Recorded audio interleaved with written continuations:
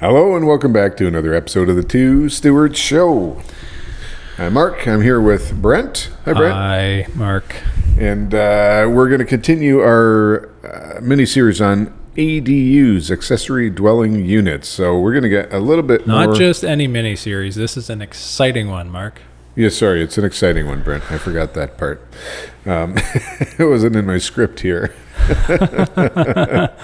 But I'm going to be asking Brent, the densification expert, more about ADUs. So last time we talked about some sort of general ideas around ADUs and, you know, what could work. And the basic framework that we're going with here is something that we can do as of right, so without having to get extensive variants and things like that with the city public consultation. So basically it would be like a duplex with an accessory dwelling unit in the backyard. That's kind of what we're the framework we're working with here. So Brent, we have questions about zoning and regulations. So I think we've talked about most of that, where in most cities now in Ontario, you can add a third unit, like an accessory dwelling unit. Could be a laneway house, could be a converted garage, whatever, without having to apply for like a variance. What's a variance? Well, variance is just when something is not necessarily permitted under the zoning bylaw, right? So the zoning bylaw says you can do this and this, and you say, well, we want to do something, but it kind of falls outside the I guess the letter of the law. And a minor variance is something that is a variance from the zoning bylaw, but it's minor in nature, right? Yeah. So one example is just like, maybe let's say your eaves troughs are hanging over the permitted setbacks for the building, and you think, well, okay, that's just a minor thing, right? Like, you know, they said the building had to be here, we had the building there, but now we're sticking over a little bit. So but you still have to go through this public consultation process, and it costs money and takes time, right? Okay, what's a setback before we go any further? And not like, oh man, we just hit the bell line. That's a real setback. Yeah, or the gas line. Yeah. That is a real setback. No, bell's worse.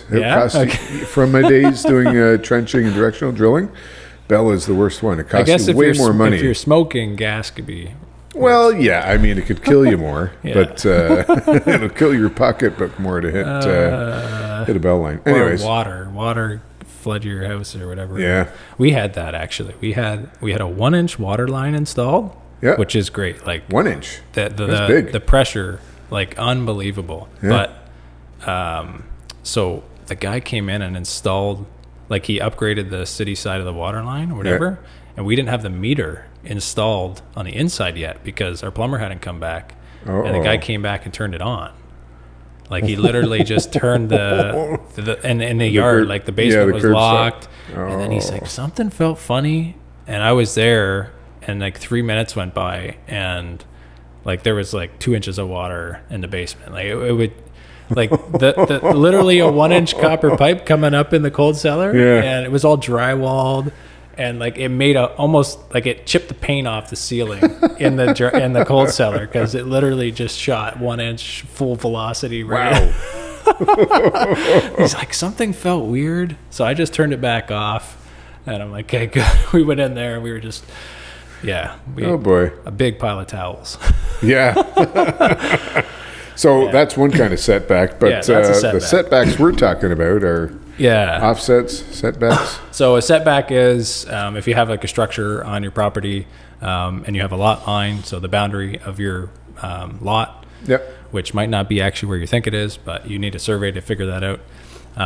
The zoning bylaw will specify how far back from the lot line you can build a structure, right? And depending on the density of the area, the height of the building, or various things, like your setback might be, you know, nothing, and you can have an attached structure, or it might be, you know, 4 feet. Usually that's more common. 1.2 meters, I think. Does that convert? Yeah. So like we've had other properties too where it's existing, so you'd think the setbacks would be fine, but when you go, like we put a dormer on the house, right, and a dormer is just like, you know, a little gable sticks out, and it sits on top of the wall of the house, but because the new setbacks or whatever the setbacks were, it was 2 inches off, so we couldn't put the dormer up in line with the wall unless we had a fire rated window in the dormer, because it's too close to the lot line, so fire could jump across, but it was like 2 inches. But that's the sort of thing where you never really know until you get into it. So setbacks are important, and especially when you're doing an accessory dwelling unit where, like for example, if you're converting a garage. So a lot of people are looking at that. If I buy a house with a garage, I convert it. If the existing garage is too close, you might have to get a variance, right? Yeah. It's not like you're just going to pick up your garage, move it. Like some garages, you can actually probably just pick up. You just push them over, actually. But I had one like that, yeah. Do you still have it? No. I pushed it over. Yeah, see? Literally. Okay, so that's, So, we're talking about zoning. We just talked about setbacks, but zoning laws. So... and variances. So you talked about a minor variance, so that's like, you know, a small little thing. Otherwise you go for a rezoning, which usually that's cost prohibitive to like, and unlikely to be approved unless you're doing some quite significant development, where you know, you're converting from, let's say, an industrial area to residential, but the surrounding area is residential, and you basically have to go to the city. It's a lot more involved. You have to kind of show the plans that you're going to do, and that's also a public consultation. There's an appeal period, and then you need like engineers to kind of work you through all the steps. It's you don't want to do that. From like the average investor getting into this stuff, like unless you're got big money and you're doing a big development, then definitely rezoning is a huge way to add value. But well, from what I've seen, you probably at that point are hiring someone to represent you to the city as well, right? Yeah, like an urban planning specialist or something. Yeah, because you're not going to go to the city yourself because they'll eat you for dinner, right? Exactly. Well, in general, the city, I think, wants more housing. Yeah. But they also want it to be built properly, and they want it to jive with the neighborhood and whatever. They have their list, right? Yeah. So, you need to get their comments on what you want to do, and then provide them with the documents that they're looking for, right? Like in terms of servicing the site, in terms of the land quality, like what are we building on here? Is there enough traffic flow, or there's enough garbage? Whatever, all the different things that the different pieces or departments of the city will look at. Yeah, they'll all want to have their say, and it's a little maddening, right? Like I was at City Hall for a lot of maddening. But you know what? That's actually you could tell your story, but that's actually where the value's created too, right? Is in doing the stuff that nobody else wants to deal with, and basically bashing your head against the wall for years and spending money with no return. Yeah, until it works, right? I was at a hearing for something at City Hall, and then or at council. Were you listening or just hearing? I did a little bit of talking and then a lot of hearing, but there were other matters, right? And one of them was like this guy trying to get permits for his. For a development, like a subdivision. Yeah. And they didn't quite reach the right population density, but it's because his setbacks were massive because there's a conservation area. Right. And it was like a 10-meter setback or something ridiculous. Yeah. Because of this conservation. So that chewed up like so much of the available land. Yeah. And they were, if the density was supposed to be 42, they were at 37 or something. But it was like a whole big thing. And this was actually to Hamilton City Council where they were debating this. And they had the planning reports. And this guy, like, I just want to build this thing so we can have houses for more people. And a whole big thing. That's their job, right? Is to ensure that things are built properly or quote unquote. Yeah. But in this case, he had... Like, I think the guy was there, the developer, but him and his wife, but he had somebody representing him because he just looked like he would go down there and like throttle whoever was Stopping thwarting his his way, plans. Yeah, I get that because it had been like years. Of Yeah, it could be a bit of an emotional plans roller back and coaster if forth. you have a lot of time and money invested and a lot on the line, right? Because people think, oh, like these big developers, and yeah, if you're a professional developer, you probably have these people in house and you're doing that right Yeah. for a living. But the average person who just kind of scoops a property and wants to develop it, like it is, yeah, it's a learning curve, right? So Yeah. Do you recommend having someone like that to represent you at City Hall, or is that not cost effective? yeah, no, definitely. Depending on the scale, right? Like if you're Yeah. doing just a severance or something like that, you might be able to do it yourself fairly easily. But they're gonna give you comments that you generally like to have a professional answer, right? Even if it's having, not to say you're not In a a professional way. Okay, what's a severance, Brent? Oh man. Okay. So severance is if you have a lot and you divide it into 2 lots or 3 lots or 4 lots, at a certain number of lots, I think you turn it into a subdivision, but that's a Right. different thing, right? Like a site plan or plan of subdivision. Yeah. But yeah, severance is a pretty attainable strategy, I think, for a lot of people. But anyways, we're kind of like shifting way off the ADU topic, I guess. Well, no, because it does. It dovetails. We were talking. Yes, it dovetails like a fine carpentry joint. No, well, just you brought it up, and everybody might not know what a severance is. Yeah. But B, with an ADU, you may want to do a severance, right? We talked about examples of people really densifying. So Yeah. instead of taking that bungalow and making it into a duplex, taking that bungalow and tearing it down, and then putting up like stacked townhomes or something, Yeah. plus an ADU in the backyard. Yeah. So that is no longer as of right? You're going to need to Yeah. to do maybe it's not a rezoning, but then you would be doing a severance, severing the lots. Yeah. So in essence, you're taking one lot and make it into 3 or 4. Yeah. So then all of a sudden, like you do need more capital to do that. Yeah. Because obviously once you get into the development process, there's a longer time frame. So you have to carry the property and then you have to construct whatever you said you're going to do. You could sell it too. Like if you have permit approved plans. You said, Like "All right, pre-sell, give a deposit. Like I have this old house on this old lot and I just got approvals from the city. Here's all the documents. We're going to sell it as if it's 3 lots now and we can build this on it. Now it's worth way more, but you don't actually have to do the construction, so you can sell it.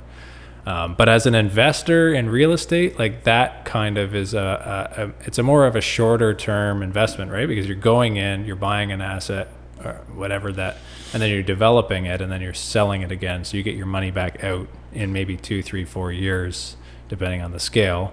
But, usually with like people like real estate in part because you can hold it and long term it grows. So, it would require more capital to develop all that, but in the end you might own, like, instead of 1 rental unit you might own 6 rental units or 10 rental units, right?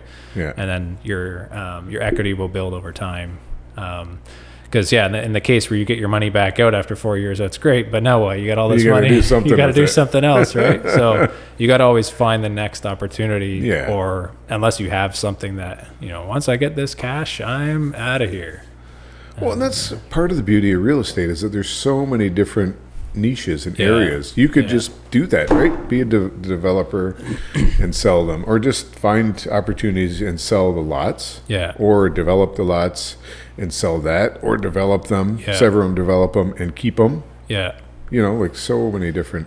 Anyways, we're getting off. Yeah, to bring it back to ADUs, it's kind of like ADUs is the strategy that works, that is basically the situation you can do as of right. So to get back to your original question, path of least resistance. If you don't want to develop and spend all these years going back and forth and trying to maximize the value of this tiny little piece of land that you got, kind of the highest and best use for like the average residential lot is a duplex with a backyard suite kind of thing, or maybe a triplex or whatever. There's limits, right? But like in Toronto, you can do 5 units.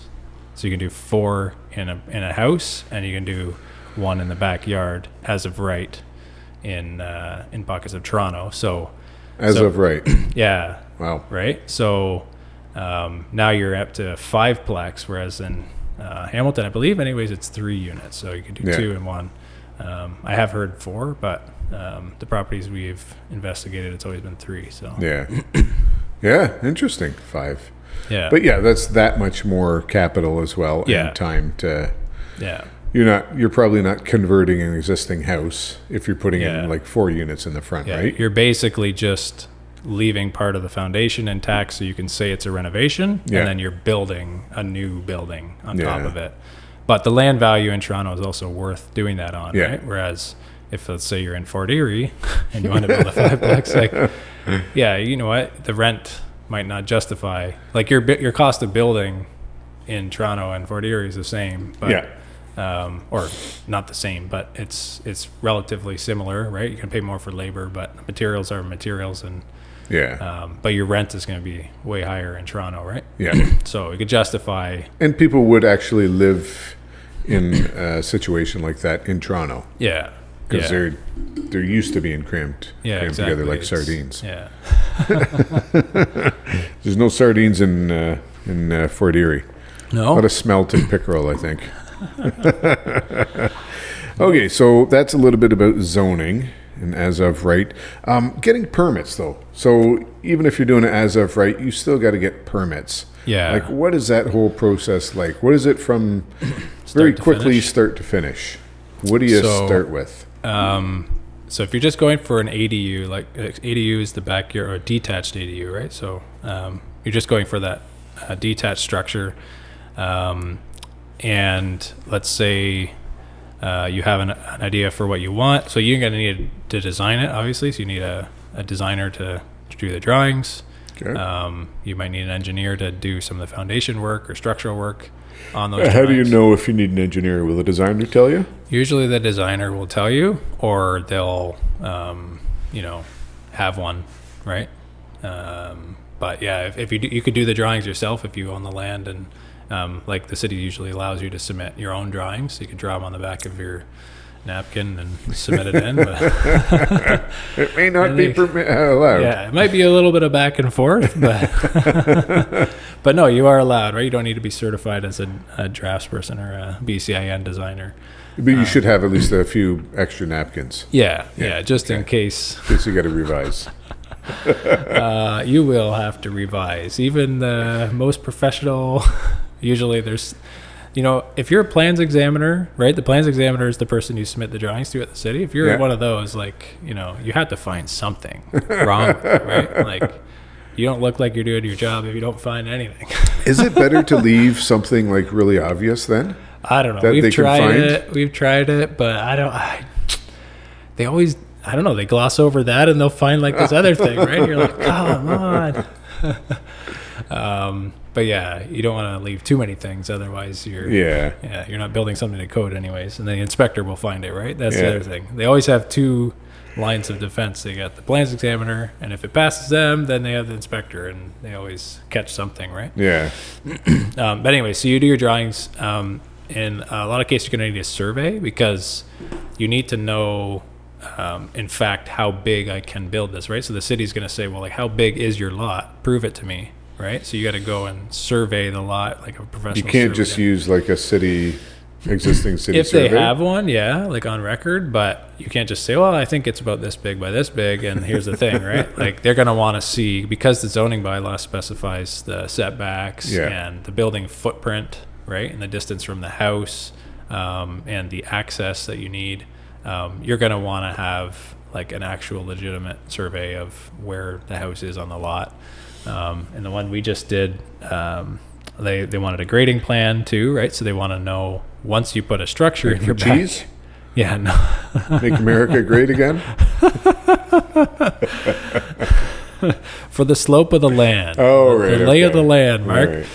Right. So they want to know, when you put a building in your backyard, where is the water going to flow? Now, like, is it going to affect your neighbors? Because a lot of the times these are, like, in your backyard, the structure could be right up against the fence of the neighbor's property. Right. And he might have something going on the other side of the fence, and now all the water is running off to him, right? So they want to see And a lot of the cities are kind of just figuring this out now. Like, what do they want, right? So it might be different depending where you go and when, because it is fairly recent that you're allowed to do this, right? So, so we had to do a grading plan, and you have to show, like, where's the water going to drain, where's it going to slope. You kind of want to show that, hey, everything stays on our lot and it flows to the street. But yeah, it could be tricky, right? Like, it could be a little bit of back and forth with engineers, and that's where, like, you start paying an engineer to do this, or like a professional who does the drawings, and the city doesn't like it. Well, you're into back and forth, and it could add up.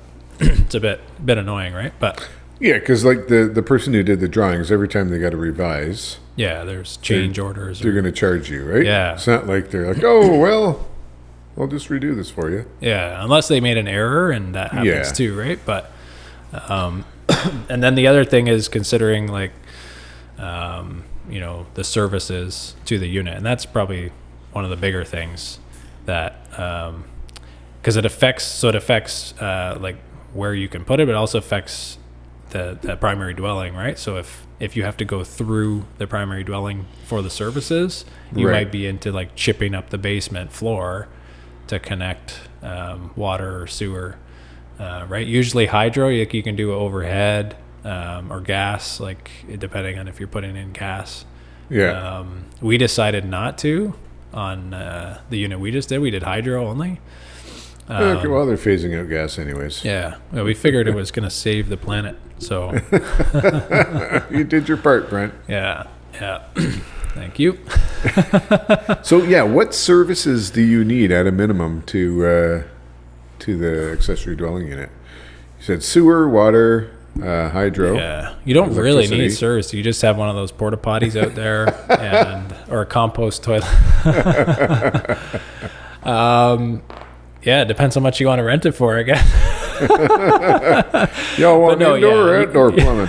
Yeah. You do need a sewer line, right? So you're going to need sanitary sewer going to the unit.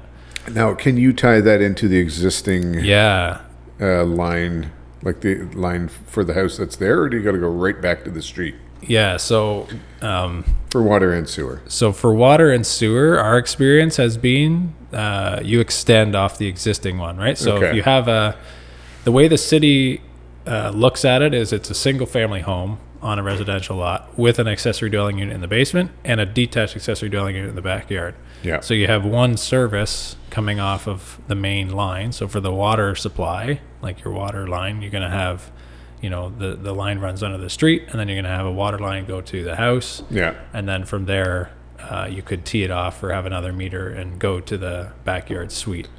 All right. So you're trenching kind of under the house, or partially under the house anyways, to get in for the meter. Yeah. Right? You're going to have a meter inside and then have a sub meter. Because from what I understand, like, it's still a little bit confusing with the city, because the water department doesn't necessarily talk to the plans examiners and the zoning, whatever. Like, so they might have one idea, but the one we have in the works is you have a meter in the house, and then another line just extends off of that, and you have a sub meter for the backyard suite. So we're billing water to the tenants through, like, an internal invoicing system that has a sub meter, right? So they don't have a separate utility account for water with the water company or with Electra. Okay, interesting. Yeah, so because they don't want to see, like, a line come in and then a T, and they want it to go in your house and have a meter, right, as soon as possible, and then they'll just subtract the difference, kind of. Well, yeah, everything's on one bill for them. Oh, and it's up to you to... Yeah, so we sub-meter it to the tenants. Well, tenants can't do their own water bill in Hamilton now anyways, right? Yeah, I don't know. I think they're grandfathered in. I think they can, but I think if it's new... It has to be the landlord? Yeah. Sure. Okay. But then the sewer side of it too, like, we're also running the sewer through. So when we do the basement, we run the sewer through, we sub it out the back, and then when we build, we're going to dig it out and connect it, right? And if but you're connecting it to the sewer line of the original house. Yeah, so we're not running a separate sewer line to the street. Yeah. And not to say that's not possible, but I think there's quite a significant cost, because when you do that, you get into a road cut permit or an excavation permit, which is like you got to pay for city certified contractors or bonded contractors to come in and cut the road. So there's like traffic involvement. Like if you're on a busy street, they're going to stop the traffic. They're going to cut the road. They're going to redo the sidewalk. I think you can cut the road yourself. Yeah, I've but done like that before, but you have to pay for the city guys to come back and restore it. Yeah. So, but that whole process is quite expensive, and they kind of have their own schedule too. And yeah, I don't know. Another story. It's story time. So we had a property where we were widening the driveway, and maybe I told this before. No, we were widening the driveway, and so we had to have a section of the concrete sidewalk replaced, right? Yeah. So they come in and they change like the depression of the curb, right? So that it doesn't have a curb, it's an actual like approach, right? Yeah. So it's raised. And then we were also doing the water line. So we did our side of the work on our property, but then the city came and do their property. So what did they do? Well, they came and they replaced the sidewalk, and I had fresh concrete, looks beautiful. And then like 3 weeks later, they came and they dug up the concrete, they cut it all out of there. They replaced the water line. And then like 2 months later, they came back and redid the sidewalk. Like literally our tax dollars at work. It was unbelievable. Yeah. I love the different departments. But they just don't right? talk to each other. It's like, oh, this is still fresh. Like it's still wet. Oh, let's dig it out of here. It's easier to dig out, right? Yeah. You don't have to cut it and shovel it out. So I guess, let's say you have, if your water line is undersized to the house, though, you may have to replace that, right? Mm-hmm. Like if you have a 1/2-inch line, is that enough for 3 units, or do you got to upgrade to 3/4 no. or 1 So inch? this, to go back to the whole process of getting the permit, like you have a hydraulic load, it's called, right? So how much water supply does each fixture in the house take up, right? You have a dishwasher, you got a laundry, whatever, all the different things in your house that consume water will add a certain number of units on your hydraulic load. And you need to, for every whatever change in diameter of water line, you need to have X number of fixtures, right? Yeah. So if you have a single family home on a 1/2-inch line, like that might be sustainable. But the minute you add like a full kitchen, a full bathroom, a laundry, a dishwasher, a hose bib on the outside of the house or whatever, now all of a sudden you need a 3/4-inch line, right? Yeah.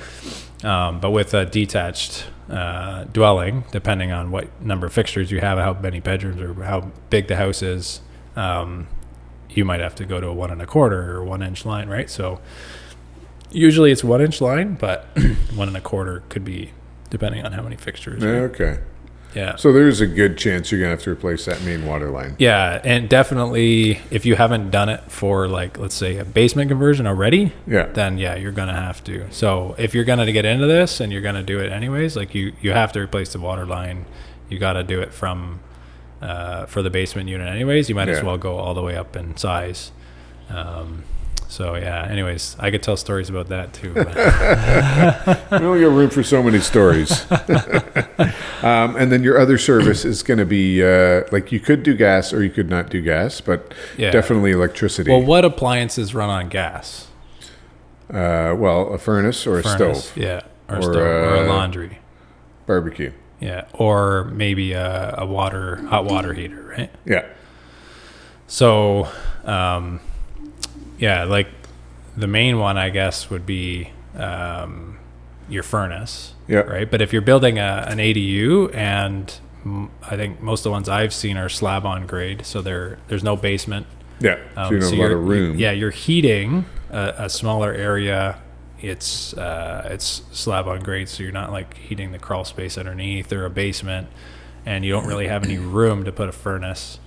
So generally, heat pumps are kind of, or whatever, a ductless mini split system, where you have a condenser on the outside of the building and it runs off electricity. Yep. And then you have a line set that runs into the house, and you have a head on the these big 4-foot. We got one behind us here. Yeah.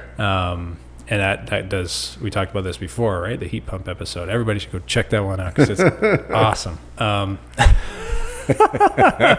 It's it could do heating and cooling, right? Yeah. So with a furnace, like it's great. It might be cheaper a little bit on your utility costs, but you also probably want an air conditioner, right? Yeah. If you want to attract tenants.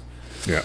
And tenants these days like to have all the comforts. Yeah. So those entitled tenants. But with hydro, what's nice is you can submeter it as well, right? And it's quite easy to, and it's kind of a standard way of splitting utilities. Is to say we're going to put another meter base on the stack by the house, and then we're going to run conduit to the unit in the backyard, and then sure enough, every single appliance in the house is running off of hydro, and they pay their own bill. So. Which is much easier to like as an investor, like if this is your living space, or like if your parents are living there or something like that, you might want to look at the utility cost. But if it's an investment property, generally speaking, the numbers that make more sense to you are, if I can bill it to the tenants, then I don't really necessarily care. Yeah, they can do what they want. Well, it's up to their usage, right? Like if they want the place cooking hot, they can pay for that, right? Yeah. Or freezing cold in the summer, right? Yeah. So. Okay, so so your main services are going to be the water, sewer, and electrical, maybe gas. Yeah. Maybe not. Okay, and so that was we talked about permits. Do we finish off with the permits? I think we kind of. We went on to like other things, but I just want an idea of the full process, right? So you get your permits, you go to the city, you go back and forth, and then once the permits are approved, then you can start to build. Then you do a dance, right? You do a dance. That is a ceremonial ritual where you. So that's item number 4 in our list here. Okay. Everybody write that down. Get your engineer, get your designer, go do your stuff, pay your fees. Chicken dance. Pay your fees. But once you're approved. That dance is pretty light because you don't have any money in your pocket weighing you down anymore. You just paid it all in fees. But there is fees. Fees. I don't know. I can't rattle them off on the top of my head, but we paid fees. So it's lots of fees. And they also come back at the end and reassess the value of your property too, like MPAC. Okay. Right? We'll say, okay, who's MPAC? I don't even know what it stands for. Municipal Property something Assessment Corporation. I'm guessing. It's pretty good. Yeah. So something like that. They'll come back and like for property tax purposes, they want to know like what. Well, now you have another building in the back that someone can live in while your property taxes are going to go up. So how accurate are they doing that? Because you'll look at property tax assessments on places, and because what do they come out every 5-7 years or something? Yeah, and it's typically undervalued, right? Yeah, it is. It's just I don't even know how they do that, to be honest. But do you see the same sort of ratio of like undervalued for? So for the duplexes we've converted, you kind of get away with it for a year, maybe 2 years, but then by the time they do their assessment, like taxes do go up. Yeah. And depending on the municipality, like it could be quite significant, like, $800 a month or a year jump, right? Yeah. $800 a month. Whoa. Okay, so that's another cost you got to keep in mind, like over the long term. Yeah, exactly. Your property tax cost.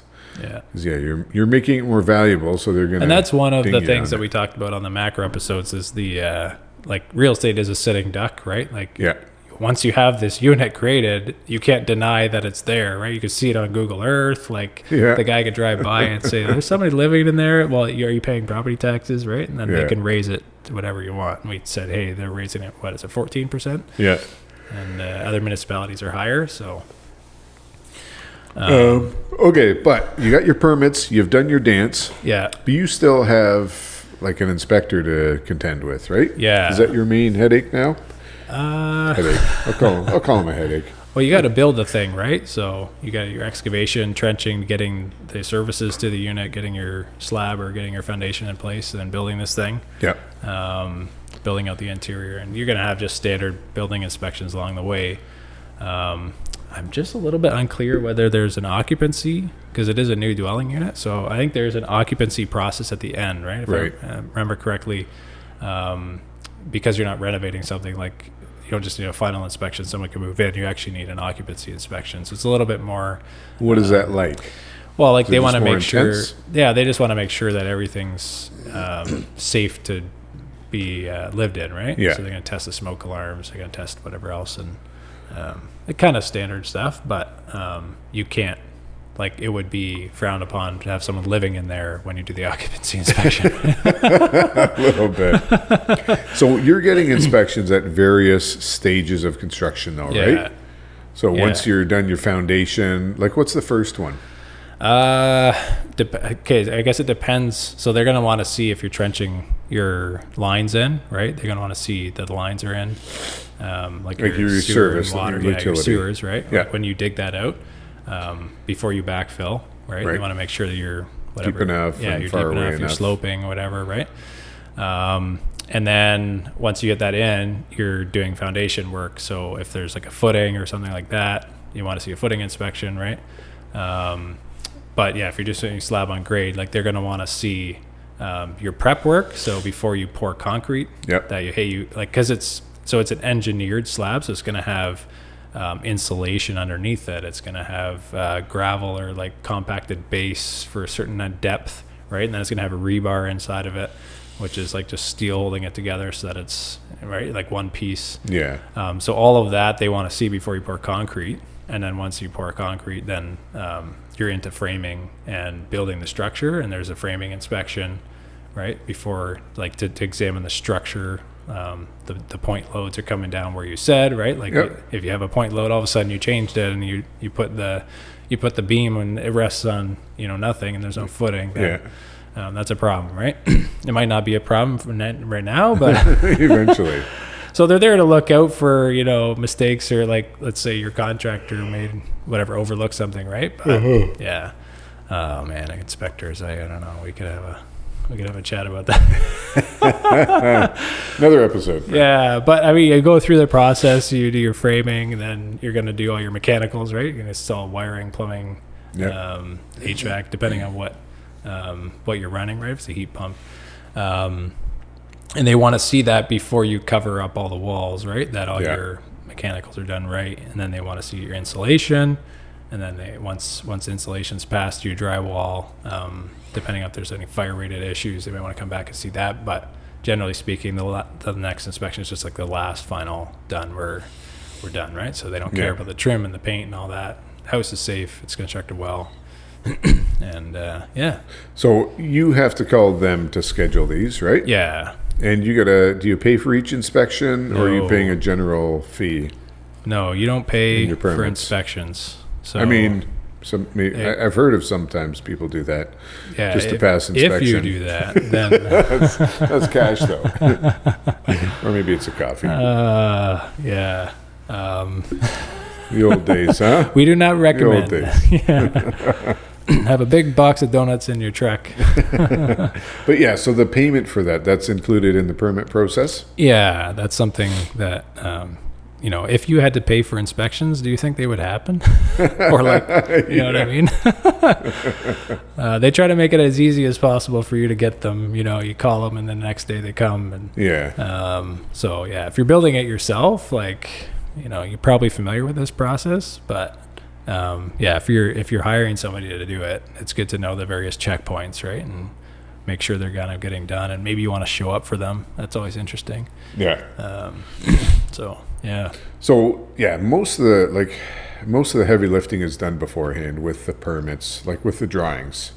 Yeah. Really. Yeah. Right, and then you have to have a good construction, like a good contractor. Yeah. Once you have the permit and you have, like, you'll have your grading plan, right? So you'll know what way the lawn will slope, and then you'll know where your parking spot is, and where the services are going to enter and exit, and basically everything, right? And you have your finishes and then you're just executing and building. Yeah, you have your instructions. Now you gotta build the Lego set. Yeah, exactly, and pay for it, and that's where the majority of the cost comes in, right? Because if you own the house already, and let's say you're doing this in your backyard, it's not going to be a whole ton of money out of your pocket while you're doing the permits and design, right? Like it's at a few $1,000s, but it's not like you're hundreds of thousands or tens of thousands of dollars that you're spending until you start kicking off with construction, right? And then So that's why it's super important, especially if this is an investment property, that you come in and you're prepared,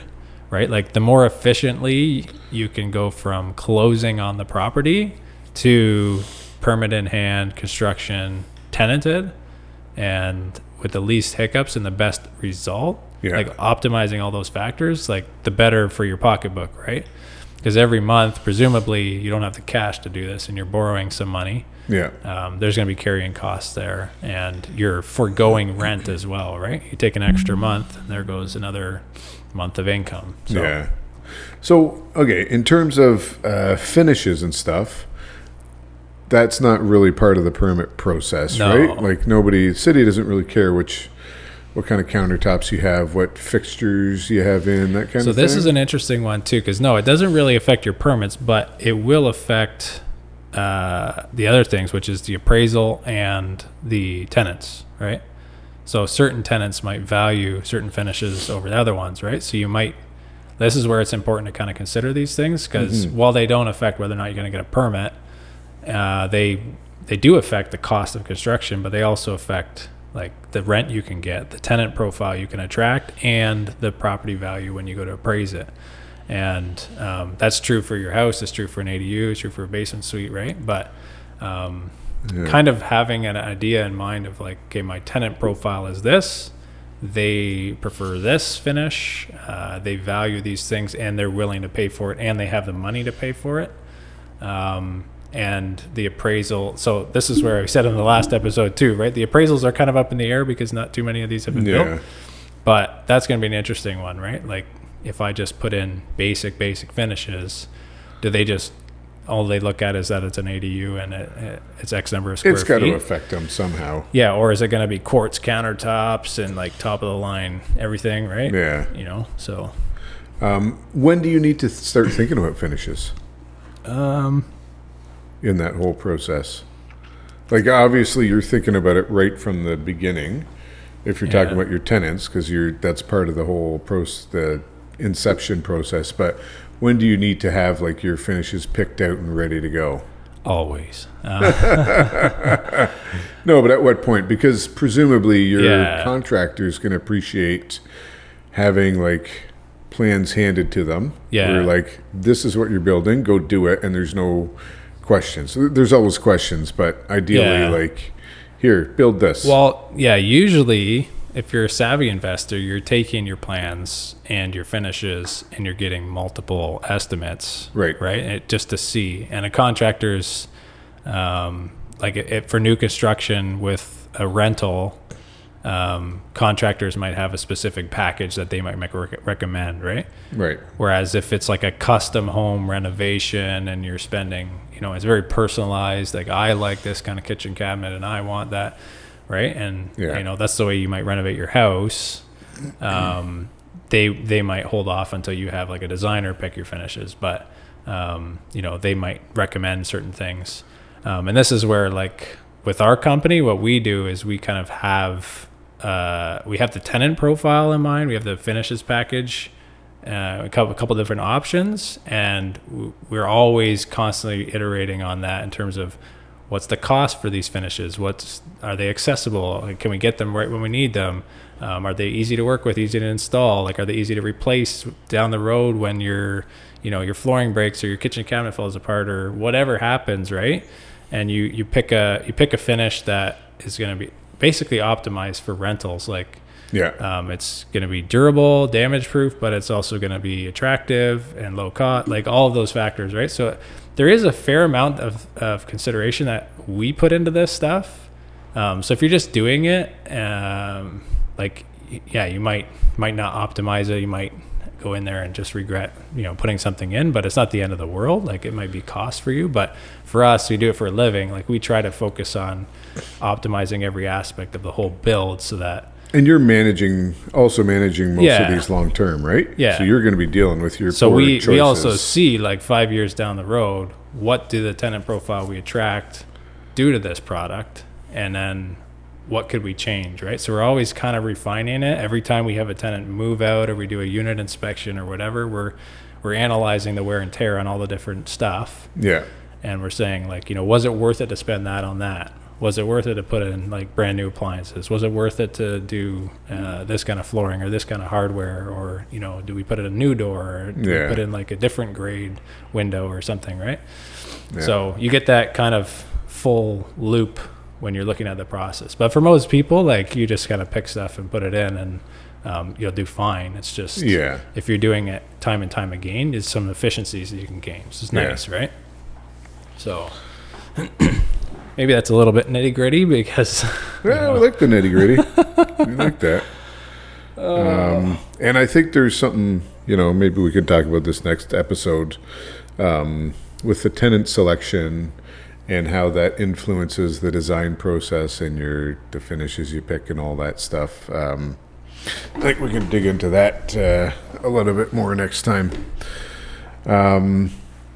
So yeah, other questions. I mean, I think we've talked a little bit about some of the building code and egress windows and room sizes, a lot of that stuff on a previous episode. And neighbors. Ooh. How do you approach neighbors when you're doing something like this? Because let's say with cookies. With cookies, okay. Homemade cookies. If you're Dutch, I don't know, what is it, pepernoten or something? Well, because if you're doing something as of right, you don't have to consult with anybody, right? You just go in and do your stuff. But is that the best approach? Not necessarily. So if you're doing any construction, it's good to be upfront with your neighbors, right? Because it is disruptive, and not even like if it's just internal inside your house, you still might have cars outside, and like who knows who's going to show up, right? Yeah. Because you hire a contractor, but they outsource the HVAC to some other guy. And, you know, whatever, and then you don't know them necessarily, right? So you want to make sure that they're kind of aware. But for an ADU, like a detached dwelling, it's going to have more of an impact long term too, as well, right? And a lot of people are unfamiliar with it. Yeah. So it's a good practice to like discuss with your neighbors beforehand. Hey, you know what? This thing's going in. This is the plan. Like, it's approved. We're, you know, there's nothing you can do about it. Well, I think you can. There is nothing you can do about it. You can let them know that, but in a nice way. Yeah, exactly. Right. You can't do anything. Is that nicer? What are you gonna do? Yeah. How much would you pay me to not put this in? I guess would be But okay, so generally you're going to approach the neighbors beforehand. Just let them know, hey, here's what we're doing. Here's the timeline. To be honest, I think probably the biggest concern you will run into, at least from our experience, has been parking, right? Because once the unit's in your backyard, like, there's a fence, unless the people are partying, and like, you're really not that disruptive. Yeah. And there's maybe lights in the backyard now, but you know, most people have blinds shut anyways and don't really care. So it's parking and accessing, right? Like, you have this other third person who's walking around this house, and where is he parking, right? But depending on your situation, right? Like, if it's all street parking and there's no room, the neighbors might be quite concerned. Right? Yeah. And that has actually been a reason why the cities have taken so long to kind of get to where we are now with the regulations, because of parking. And it continues to be too, right? One of the big factors is, and then neighbors constantly bring this up, is, you know, there's just simply not enough parking spots. Our cities weren't designed for this kind of density. Which is true. Yeah, which is true. Like, we don't have public transit running in a great network across every little aspect of the city, so then it's hard for people to live without a car. So then everybody has a car, and now you triple the population in that area. And speaking of that, like, tripling the population in an area with having 3 units on every lot, you're tripling the amount of consumption of water and whatever, and then you're also tripling the waste. Yeah. And so like, the sewer systems are gonna have issues with capacity. Like, I can see, you know, it's kind of a short-term fix from a macro scale, where the cities are saying, look, let's put these in because they're easy. Like, we just open up the regulations and all these investors pop the things in and people are kind of housed. But, you know, there could be situations where, you know, you have a rainstorm and all of a sudden, like, there's some backups and whatever, we get into more issues, right? And the capacity doesn't work with the existing infrastructure. So it could be, you know, 10, 15 years from now, we're replacing a lot of the sewer under the road infrastructure. Yeah. So, which, hey, what do you want to do? I don't know.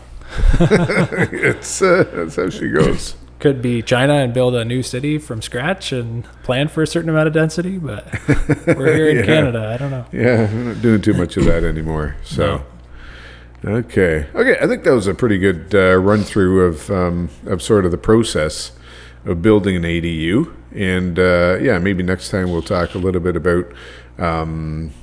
A little bit more cerebral thing like the tenant selection. Ooh, I'm looking forward to that episode. But just the sort of the thought behind the design process, the tenant selection, how that influences that, and a few other things. Sounds good. And maybe some I don't know. Maybe we can talk about some options or alternatives to ADUs. Are there any alternatives? And I like me a nice trailer park, by the way. So we'll do that. All right, we'll get into that next time. Okay, excellent. Well, thanks for listening, folks. And until next time, steward your wealth wisely. Thanks for listening to this episode of the Two Stewards Show. If you like my voice better, click subscribe. And if you like my voice better, click share. If you like both, give us a 5-star rating. To interact with the show, feel free to reach out at hello@twostewards.ca. We'll see you in the next episode. In the meantime, steward your wealth wisely.